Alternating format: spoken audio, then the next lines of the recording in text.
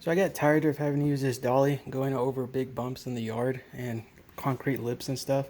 These small 10-inch tires are just too small to handle it. Even the smallest bump makes it really difficult. If you have a high load on here, it makes it unstable. Since Harbor Freight had these 13-inch tires on sale for $10, I've decided to upgrade this little dolly to use the bigger wheels. In this tutorial, I'll be using something to cut the steel with, as well as something to weld steel, in my case a TIG welder. So after removing the little washer and pin that holds the wheels on, I realized that it's not going to be a direct replacement. As you can see, once I removed the wheels, it exposed the axle. And when I went to put these on, I think it would be really easy. It's actually not. You see the axle is just too short. I'm missing about 3/4 of an inch that I'm going to have to extend this by.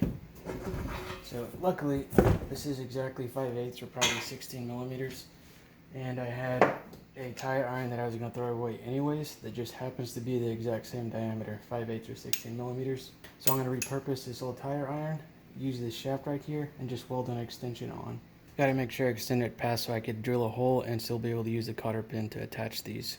So since it needs to be fairly tight fit, I want the cotter pin contacting the washer. So I need to extend this by 0.56 of an inch, but I need to account for including the washer, the cotter pin, the hole that the cotter pin goes through, and then an additional clearance to be able to drill the hole. So I need to add roughly another 1/2 inch or so. Should be fine. So 1/2 inch plus 0.56, so roughly 1 inch and a 1/16. I just realized that these holes match up perfectly and it'll still work. So I can save a step by removing these extensions of the tire iron and just reusing this hole so I don't have to drill it. So now all I need to do is make the cut where I need to weld it.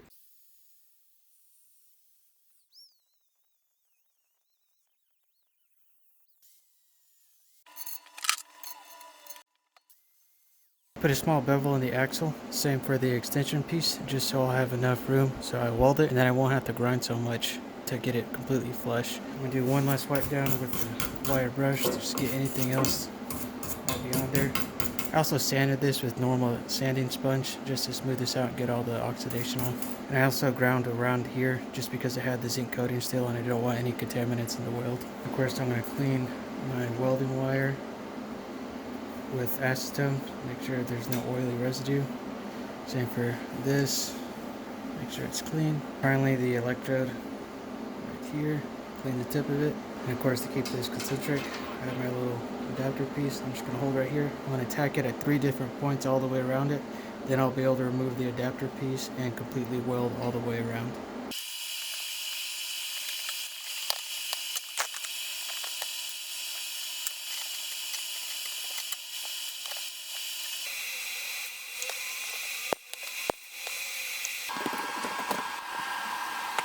So here's a dolly after putting the wheels back on. You see they're much bigger. It goes right over everything. So at this point I think it was definitely worth it. Again, here are the original little 10-inch tires. You can see massive difference in radius, so you can go over stuff much easier. Since I now have really good shaped tires, plus I still have leftover parts of the original tire iron, I think what I'm going to do is make this steerable so I could use these as axles and put them in a little bracket like that'll span like this, and then it'll be able to turn, and then I'll be able to convert the dolly to ride completely horizontal like this, riding directly on the tires. And I'll put a little arm that I could steer with right here, and this will be completely convertible now, and it'll be twice as useful. I'll show this conversion in another video. Thanks for watching, and I hope this was helpful.